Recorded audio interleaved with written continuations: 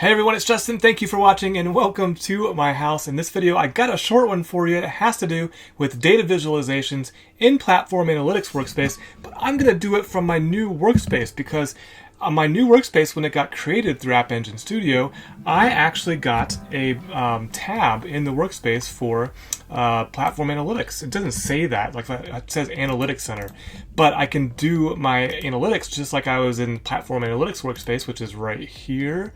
If you wanted to see where I normally would go do this, but now I can do it from within my workspace. So in Utah, we got some new data visualizations, and one of those was a bubble chart.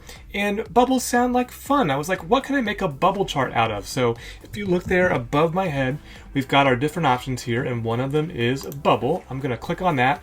No content at the moment, so let's go ahead and select a data source.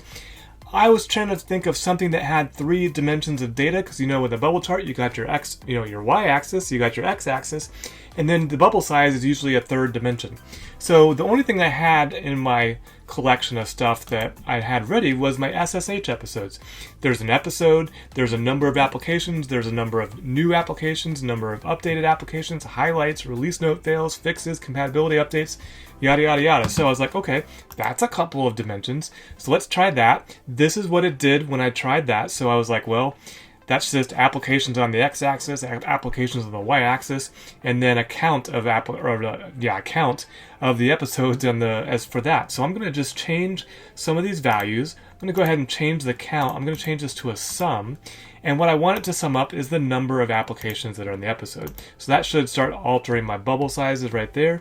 Then for my x-axis, I'm going to say I want to see along the x-axis the number of new releases in that episode. So that should give me some variation there. And along the y-axis, another one that I'm actually interested in is what did I highlight during the episode. So let me put that on the y-axis, and now I've got a good visual in my bubble chart of all the SSH episodes that I've done using my new application, not the ones that I have many more recorded.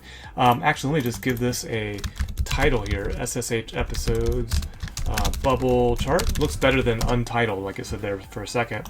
And just click out. Okay, that looks better. So now I've got, in this episode, there were 3 new releases and 42 highlights. In this one, there was 4 and 36. Now, it's interesting. I'm not sure what is actually showing. I don't have an episode name. That would be really helpful to actually see the episode name that we're actually looking at.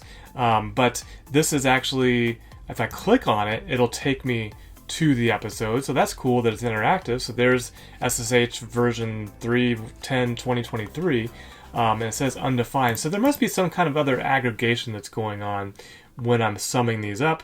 And actually, let me just add a group here.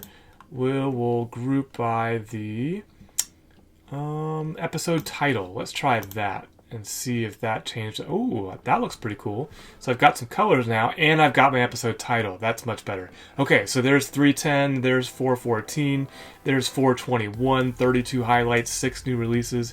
I just released an episode. I wonder where that one's sitting at. That should be 428. It was actually quite a big episode. It's right behind my head, so let me move my head out of the way. So it's saying there was only 10 highlights and 19 new releases. So it's way over here on the x-axis because it had a lot of new releases, but it's really low because there wasn't that many updates. So other extreme here would be a lot of highlights, but not many new releases. 3 new releases above my head there. So that is the new bubble chart in the data visualization tool in Platform Analytics Workspace that I got to through my Analytics Center in my new workspace. I hope you found this video helpful. If you did, please like, please subscribe, or share it with somebody who you think might be interested in messing around with bubble charts in ServiceNow. And until next time, don't forget to always be learning.